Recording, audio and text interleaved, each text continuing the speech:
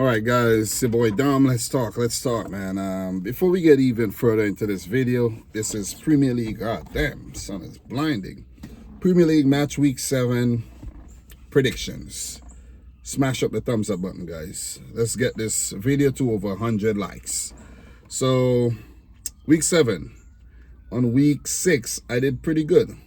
I got 7 of my predictions right in terms of the results, and probably a few of them like correct score, spot on. So don't be sleeping on your boy.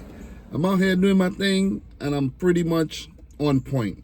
So let's run through the results from match day 6 really quick before I give you some quick predictions for match week 7. I did make a video on the Champions League, the Europa League, and the Conference League matches, so I won't even be talking about those. But, you know, these teams are also well-equipped to play matches middle of the week and then on weekends. They have big squads. They have a lot of quality. So it's not like there's going to be like a lot of rotation. You see what I mean? So these things are not even going to be considered. So Newcastle 1, Man City 1, Chelsea 4, Brighton 2. Brentford 1, West Ham 1, Everton 2, Crystal Palace 1, Arsenal 4, Leicester 2, Forest 0, Fulham 1, Wolves 1, Liverpool 2, Ipswich 2, Aston Villa 2, United 0, Tottenham 3. And a game that I didn't touch on is Bournemouth 3, Southampton 1. I did predict a 2-1 win for Bournemouth. In this game, Evan Nilsson, I think that was his first Bournemouth goal in the 17th minute. Then Dango Ouattara in the 32nd. And Antoine Semenyo, who was a menace in this game, in the 39th. Taylor Harwood-Bellis, former Man City youngster, did pull one back for Southampton in the 51st minute. But, you know, Southampton continued to struggle, guys. They did have 60% of the ball, 9 shots on target, 9 shots at goal, 3 on target. Compared to Bournemouth, 14 shots, 6 on target, only 40% of the ball. Bournemouth has been very effective under Iraola, and they're a team to, you know, that you can't take lightly. But for Southampton, man, looking like they're going right back down. No wins yet for the season, guys. So what we're going to do, let's get into these matches for match week 7. Liverpool, Southampton is the first game, but I'm going to leave that one for maybe like the 7th game I talk about, because there's a lot of Liverpool fans that watch this channel, and if I talk about their game first, then they'll all disappear and won't watch the rest of the video. So Liverpool fans, like up the video and talk to me in the comments. Let me know how you think your team will do against Crystal Palace. So Arsenal, Southampton. Before Southampton got relegated, they were somewhat of a menace to the Gunners. I think they drew their last 2 games against Arsenal, and they fared well against Arsenal in their former Premier League exploits before they got relegated. But this is a whole nother Arsenal team. Mikel Arteta has turned this team into a beast. And I have to admit it. They're really, really good. Are they going to win the Premier League? Who knows? I don't think so, but who knows, man. They showing glimpses that they could definitely go on to win the league. But for Southampton, it's been a poor start this season. I don't know how Russell Martin still has a job. They got to make some changes fast, or else that ship would be sinking quick. You know what I mean? It will sinking quick, and if they don't make, let me rephrase. If it's sinking quick, and if they don't make the decision fast enough, they're definitely gonna go down. You see what I'm saying? So for this one, despite Arsenal playing in the Champions League, coming off of a convincing win against PSG, I'm gonna say the Gunners win this one 3-0 convincingly at the Emirates. Kai Havertz, Trossard, Saka, these guys have been in good form, and even without injured Martin Odegaard, it's not been a problem to Arsenal. Even my team, Manchester City, couldn't get past Arsenal. So you got to give it up to them, man. Arsenal 3, Southampton 0. Let's keep it moving.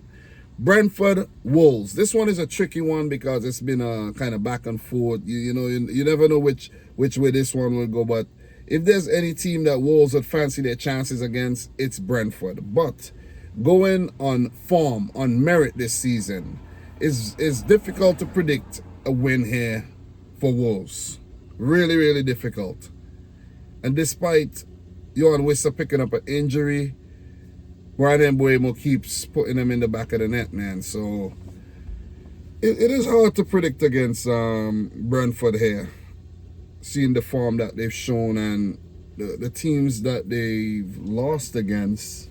The dog want to bite me. The team that they've lost against are the more quality teams in City, Liverpool, and I think Brentford, they have played Arsenal already. So you lose against these teams, it's like, okay, thank you very much. We got them out the way. But Wolves, they've been in horrible form. They're not scoring enough goals. They're not keeping them out of the net. And Gary O'Neill, I think his days are definitely numbered as a Wolves manager if this form continues. So I'm going to go for a 2-1 to Thomas Frank's team over Wolves. Let me know your predictions down below. We're going to keep it moving.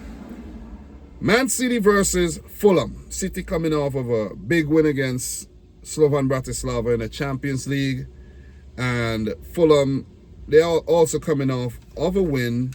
And that win came against Forest. 1-0. Fulham's in good form. They're playing good football. They signed quality players. But the only thing with Fulham, when they're coming up against Manchester City, they just don't be picking up anything. This person just came and started up their old ass Nissan, what is that? Pathfinder, whatever, and they're just making a whole lot of noise in my ears, man. So distracting, seriously. God damn. First these guys came out, they were talking up a storm behind the buildings over there, and then come and start up your car making a whole lot of noise. Annoying. Seriously, man. But if I have to give you some insights, Man City, Fulham. Man City have won each of their last 16 meetings with Fulham in all competition. The longest winning run one English side has had against another in history. Do I need to say more? Fulham are not getting anything from this game. Not even a draw. When it's Fulham, Man City, it's a mismatch. City go out there, they do their thing, they win the game. I'm not saying they haven't been close games. There's been some close games.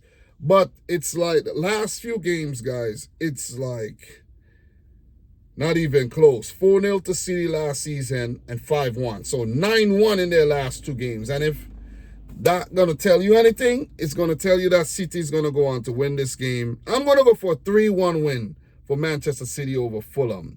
Erling Haaland is in imperious form. Don't know which way Pep would go. Pep would most likely go back to a Bernardo Silva, Grealish, and maybe Savinho or Doku drop to the bench. But I honestly prefer to see Savinho and Doku start, you know.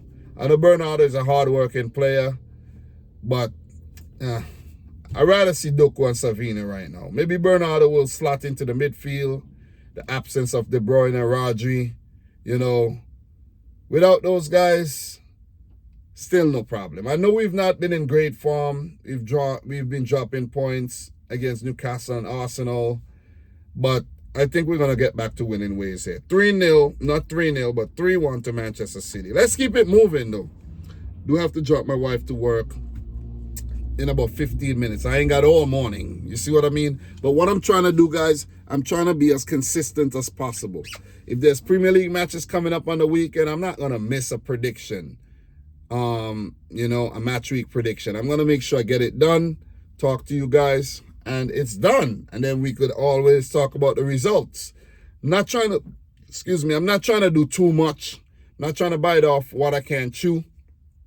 I have enough on my hands already. I have enough food on my plate already, you know, so I'm doing what I could do. But I'm trying to be as consistent as possible, keep the channel going.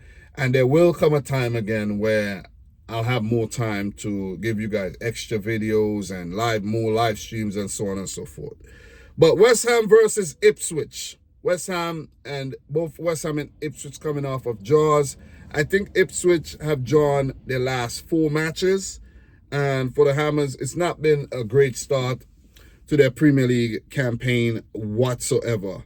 West Ham currently are 14th. They do have 5 points, 1 win and 2 draws. Not terrible, but I think Lopetegui and the Hammers would have looked for a better start this season. For Ipswich, 4 points and 15th. Kieran McKenna would be pleased with the results they've been picking up, but they do need a win. And if they are to get a win, I think this would be the perfect game to do so. Just before the international break, go on, go into the international break with confidence and with 7 points. But I do think this one's going to end in a 2-2 draw. I think, Ipswich, they're going to draw another game. They're proven to be very, very difficult to beat. I don't know the players very, very well, but they're playing very well as a unit. Yeah, a twist on words there, right? But Liam Delap, he's finding form. He scored twice in the last game. Omari Hutchinson have been playing good. Sammy Schmodix, these guys have been putting together some really quality performances, to say the least. So let's give credit where credit is due. I think the left, one of the fullbacks, his name is Davis. These guys have been putting up pretty good performances. And as time goes on, I'll know the players a little bit better. But I'm going to go for a 2-2 draw. For West Ham, the strikers, the attackers haven't really been scoring the goals that they expect to score. Mikel Antonio struggling, Fulkrug's injured. Bowen's not in good form right now. Kudos, the end product is lacking. So their goals have been coming from, like Shusek and co. So, 2-2. Next game, Leicester versus Bournemouth. This one is a tricky one, Leicester newly promoted and coming up against a red-hot Bournemouth. Bournemouth, one of the more impressive teams, one of the sleeper teams of the Premier League right about now. And if I check the stats really quick, for Leicester, they have a 30% chance of winning.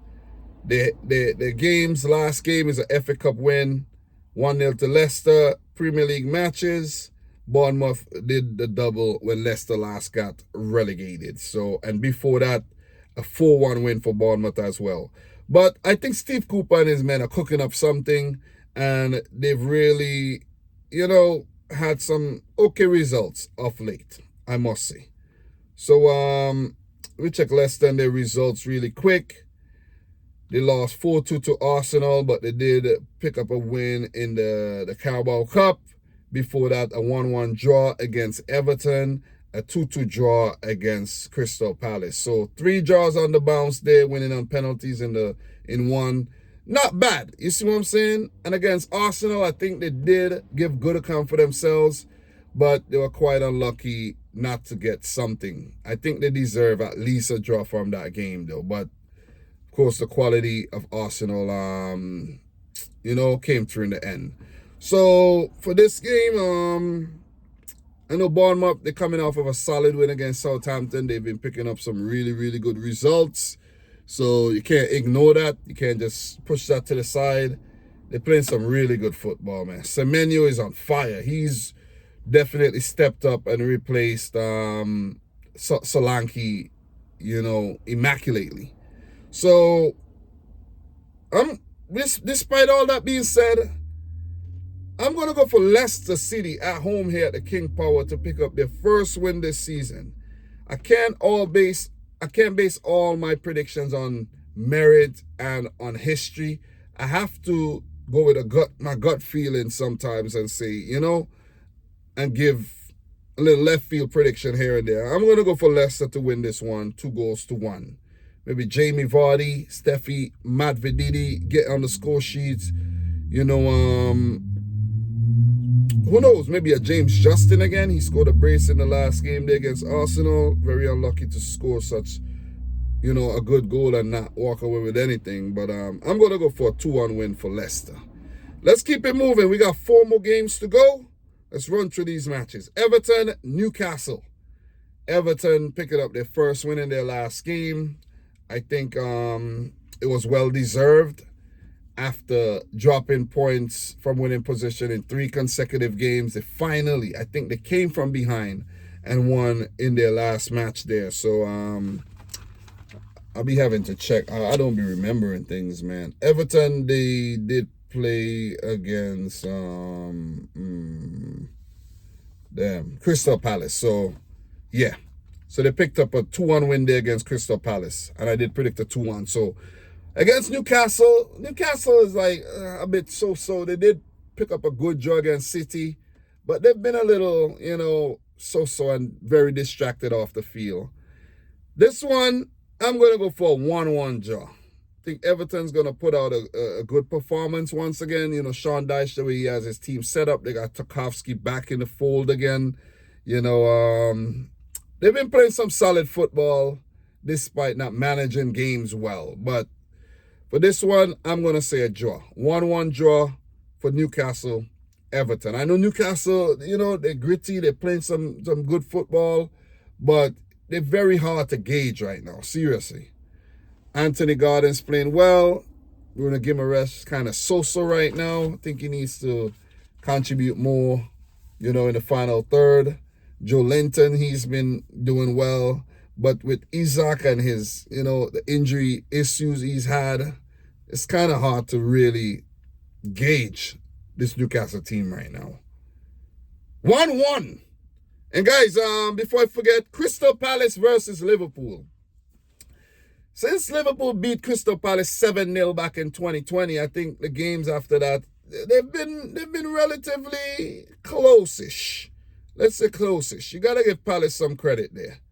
Very, very close-ish. And I mean, last season, a 1-0 win for Palace. So they did pick up a win against Liverpool last season, but Liverpool did win 2-1 on the road. And before that, a 0-0 draw, a 1-1 draw, and click more matches here. A 1-1 draw. There's been a 2-0 win for Liverpool, 3-1, 3-0, 2-0. That's just after the 7-0. So pretty much Liverpool, they were smashing Crystal Palace all the way up to the 7-0 victory. And then a little bit after that, but then Palace really found their form against Liverpool and only lost once in their last 4 games. And one of that game they lost, they had a red card in that game. And Liverpool came from behind to actually go on to win that game. But despite all that being said, Oliver Glasner and Crystal Palace, they're not in good form right now. They're in terrible form. Terrible form. And with that being said, Crystal Palace, let me just check the Premier League table really quick. Crystal Palace, I know to look down to the bottom. Palace are only 3 points. They're 18th in the relegation zone. No wins yet this season. And I think it would be quite ambitious for them to think that they're going to pick up their first win against Liverpool, playing the way they're playing. And on top of the table, losing once. I was to Forest, shocking loss. But losing once and winning 5 matches. And they've won both their games in the Champions League so far. And they're doing well in the Carabao Cup. So it's really hard to see Liverpool losing to Palace here with the way they're playing. Salah, Luis Diaz, McAllister's playing well. Jota, here and there. Darwin Núñez needs to try to stay onside, but he did score, recently as well. And their defense has been really good. All across the back line. Don't need to be calling names. Alisson, they've been playing some good football under Arne Slot, who slotted in to the manager's seat left by Klopp seamlessly. So it's really hard to see Crystal Palace going on to do something special here unless Eberechi Eze or, Mateta go on to do something really, really special. You know what I mean? Adam Wharton. They really need to play out their skins here if they are to beat this Liverpool team. With that being said, 3-1 to Liverpool. 3 more matches to go. Definitely got to run through these and go drop my wife to work.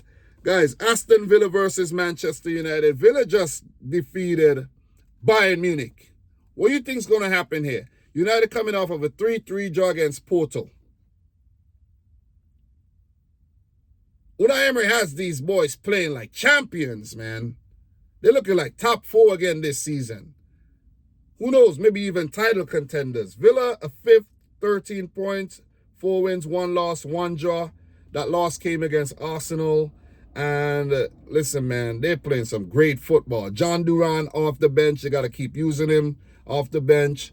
Ollie Watkins, you know, what's the guy name again? I always blank on his name. I don't know why. Morgan, what's his name, man? God damn.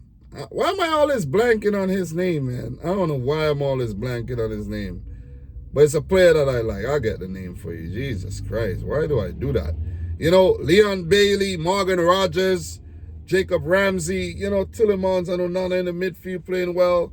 Pau Torres, Diego Carlos, and Emi Martinez, man. He's the talisman in goal. Unai Emery and Aston Villa are going to slap United 3-1. Ten Hag's in some hot water right now, but it's hard for Man United to fire him because, you know, they're going to have to pay out that severance pay. That severance pay is big. I think it's like, I heard Mark Goldbridge talking about it. It's probably 15 to 20 million because he recently signed a new contract. So that's going to be tough. So I'm going to go for Aston Villa to win 3-1. So the next game, Chelsea Forest. Chelsea are in imperious form. Enzo Maresca, he's got this team playing like, you know, Mourinho Chelsea on fire. I'm going to say, then I close the book. 2-0 to Chelsea over Nuno's Nottingham Forest. Forest, albeit starting the season very well, picked up their last first loss of the season against Fulham. But I think Chelsea's going to prove to be way too much for them on the day. And last but not least, Brighton versus Tottenham. I think this one's going to be another thriller. You know, anything Brighton is involved in is a thriller. I'm going to go for Ange Postecoglou's men coming off of a solid win against United to win this one 3-2.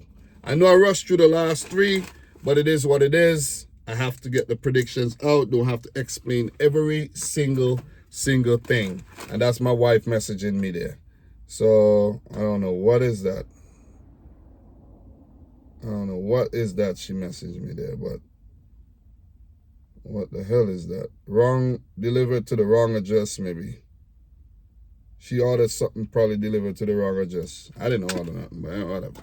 But guys, thanks a lot for watching. I'm your boy Dom. Subscribe to the channel video. Like the video if you haven't yet done so. Let me know your predictions down below. And until next time, peace out. Rich Squad. Peace.